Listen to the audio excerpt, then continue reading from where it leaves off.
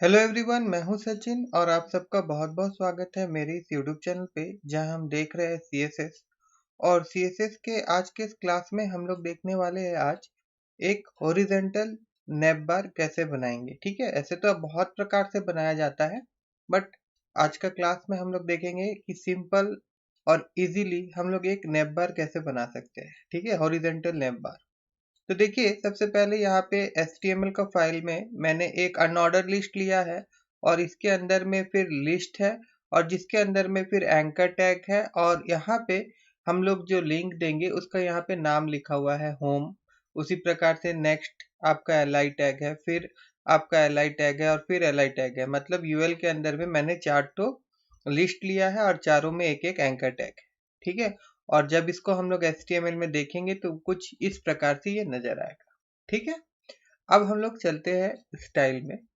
और स्टाइल में जाने के बाद में सबसे पहले देखिए, मैं टारगेट कर रहा हूँ आपका अनऑर्डर लिस्ट यूएल को। तो उसके लिए हम लोग को क्या करना पड़ेगा, यहाँ पे सबसे पहले यूएल लिखना पड़ेगा और उसके बाद फिर कर्ली ब्रैकेट ओपन क्लोज हम लोग करेंगे, है ना। और इसके बाद में सीएसएस का हम लोग प्रॉपर्टी और वैल्यू अप्लाई करेंगे। उससे पहले बार मैं और बता देना चाहता हूँ कि देखिए, यहाँ पे ऊपर में लिंक किया गया है। अगर आप मेरा सारा वीडियो देखते हुए आ रहे हैं शुरू से तो कोई दिक्कत नहीं है, बट आप सिर्फ यही वीडियो देख रहे हैं तो देखिए यहाँ पे यहाँ पे लिंक है। ये जो लिंक है किसका है, यहाँ पे सीएसएस का फाइल है और इस फाइल का यहाँ पे हम लोगों ने लिंक किया है। ठीक है, link rel style sheet href equal to style dot C S S. ये जो style dot C S S है ये इस फाइल का नाम है।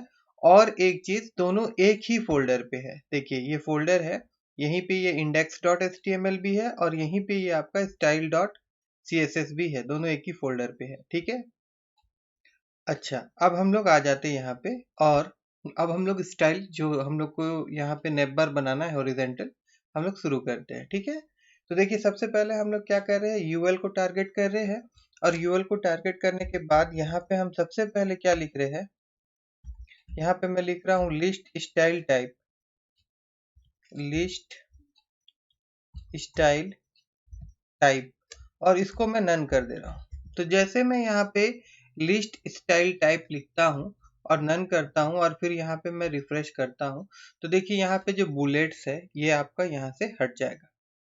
ठीक है, उसके बाद यहाँ पे नीचे में मैं एक चीज और कर रहा हूँ, LI और फिर मैं A ले रहा हूँ। ठीक है, इसका मतलब क्या हुआ, हम लोग देखे थे कि इसका मतलब होता है कि LI के अंदर में जो A है, ठीक है, A टैग है, उस पे हम लोग कुछ CSS प्रॉपर्टी अप्लाई करने वाले हैं। जैसे कि इसमें मैं क्या कर रहा हूँ, टेक्स्ट डिक्रोशन। ठीक है, टेक्स्ट डिक्रोशन जो है यहाँ पे मैं कर दे रहा हूँ नन। देखिए टेक्स्ट डिक्रोशन नन करने पे क्या होगा, यहाँ पे जो अंडरलाइन आ रहा है ये हट जाएगा। देखिए कुछ इस प्रकार से। ठीक है, यहाँ तक समझ में आया होगा आप लोगों को।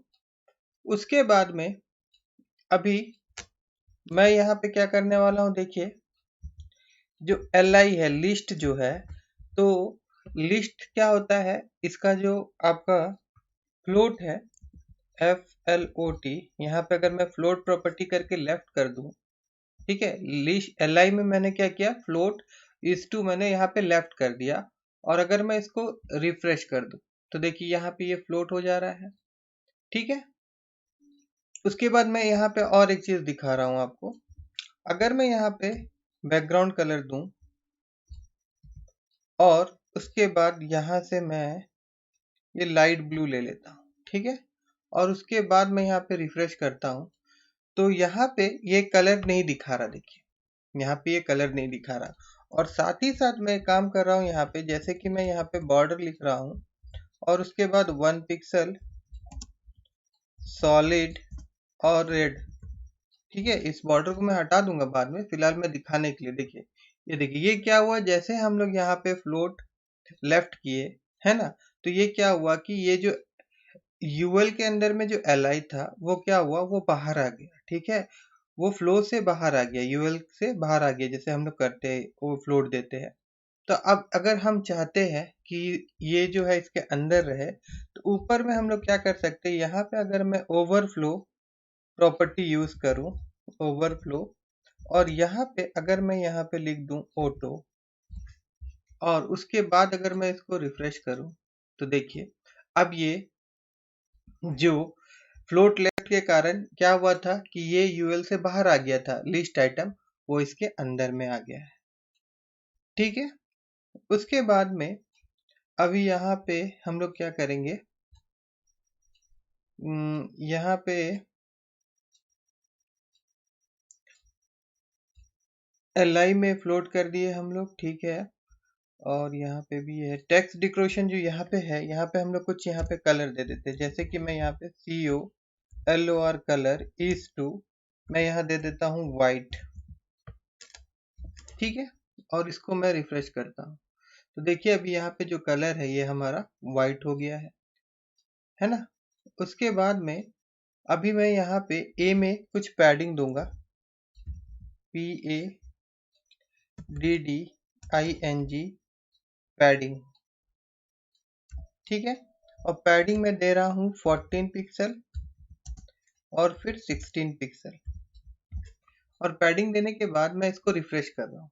ठीक है ना, तो देखिए यहाँ पे। ठीक है, उसके बाद में हम लोग LI को क्या करेंगे, LI को मैं LI नहीं, LI के अंदर में जो एंकर टैग है उसको हम लोग क्या करेंगे, यहाँ पे डिस्प्ले मैं ब्लॉक करवा दूंगा, BLOCK ब्लॉक, और इसको हम लोग रिफ्रेश कर देते हैं एक बार।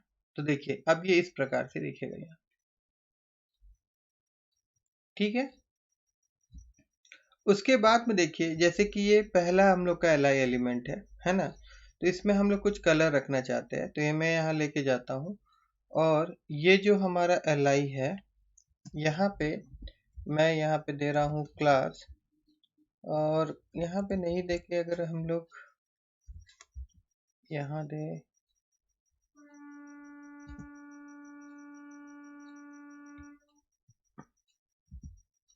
CLASS क्लास, और उसके बाद यहाँ पे मैं लिख देता हूँ ACTIV एक्टिव करके। ठीक है, यहाँ पे हम लोग एक क्लास दे रहे हैं जिसका नाम हम लोग क्या रख दिए, एक्टिव। और फिर यहाँ पे हम लोग जाते हैं स्टाइल में, और यहाँ पे मैं डॉट एक्टिव, क्योंकि ये क्लास सेलेक्टर है ना तो यहाँ पे पहले डॉट देना होगा, उसके बाद क्लास का नाम। और यहाँ पे मैं सिंपल क्या कर रहा हूँ, बैकग्राउंड कलर जो है वो मैं यहाँ पे दे देता हूँ आपका ग्रीन।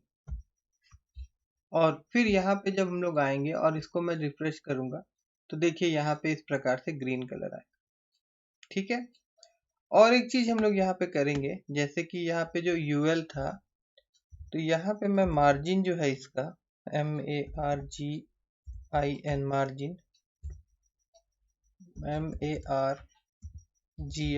मार्जिन, इसको मैं 0 पिक्सल कर दे रहा हूँ।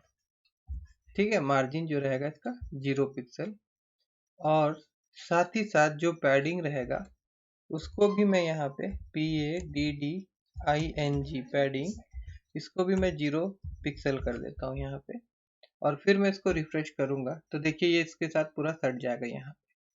ठीक है, जो स्पेस आ रहा था अब वो स्पेस नहीं आ रहा है। ठीक है, उसके बाद में अब हम लोग क्या करेंगे, जैसे कि ये माउस का होवर हम लोग लेके जाए इसके ऊपर तो ये सब में कुछ कलर चेंज हो, तो उसके लिए मैं यहाँ क्या कर रहा हूँ, देखिए मैं यहाँ पे LI लिख रहा हूँ, उसके बाद A लिख रहा हूँ, उसके बाद मैं यहाँ पे HOVR होवर दे रहा हूँ। ध्यान से देखिए, ठीक है, होवर दे रहा हूँ, और उसके बाद में यहाँ पे फिर मैं एक चीज लिख रहा हूँ, नॉट। अब ये नॉट मैं क्यों लिख रहा हूँ मैं बता रहा हूँ। अच्छा, पहले आपको बिना नॉट में लिख के दिखाता हूँ। अगर मैं सिंपल ऐसे लिख देता और फिर मैं यहाँ पे कलर देता, ठीक है, जैसे कि यहाँ पे मैं बैकग्राउंड कलर देना चाहता हूँ तो बैकग्राउंड कलर, ठीक है, और बैकग्राउंड कलर हम लोग दे देते हैं हैच, बैकग्राउंड कलर चलिए रेड दे देते हैं, हटाइए। ठीक है, रेड दे देते हैं, और उसके बाद हम लोग यहाँ पे रिफ्रेश करते हैं तो अब देखिए यहाँ पे कलर चेंज हो रहा है। साथ ही साथ यहाँ होम में लेके जा रहे तो भी इसका कलर चेंज हो रहा है। लेकिन हम लोग चाहते हैं कि ये वाला इफेक्ट ये होम में ना हो। अगर ऐसा चाहते हैं हम लोग, तो यहाँ पे आप क्या करेंगे, हम लोग यहाँ जाके हम लोग NOT नॉट लिख देंगे और फिर ब्रैकेट देंगे, और ब्रैकेट के अंदर में, यहाँ ब्रैकेट के अंदर में फिर डॉट ACTIVE एक्टिव, जो कि हमारा क्लास सेलेक्टर है। ठीक है। और अगर अभी मैं इसको रिफ्रेश करूं, और अभी देखिए यहाँ पे ये अप्लाई नहीं हो रहा, बाकी सब में ये अप्लाई होगा, बाकी सब में ये अप्लाई होगा, बट ये यहाँ नहीं होगा। अब देखिए जो हम लोगों ने बॉर्डर दिया था यहाँ पे, तो ये बॉर्डर को मैं हटा देता हूँ थोड़ा देर के लिए। थोड़ा देर के लिए क्या, पूरा हटा देता हूँ मैं बॉर्डर, बस आप लोगों को समझाने के लिए यहाँ पे मैंने दिया था, और यहाँ पे मैं इसको हटा देता हूँ। ठीक है। और अगर अभी हम लोग जाएंगे तो देखिए इस प्रकार से ये हमारा दिखेगा नैप बार। ठीक है। ठीक है, अगर मेरा ये क्लास आप लोगों को अच्छा लगा होगा और ये जो हॉरिजॉन्टल नैप बार बनाना आप लोगों को समझ में आया होगा, तो मेरे इस वीडियो को लाइक करिएगा और मेरे चैनल को सब्सक्राइब करना मत भूलिएगा।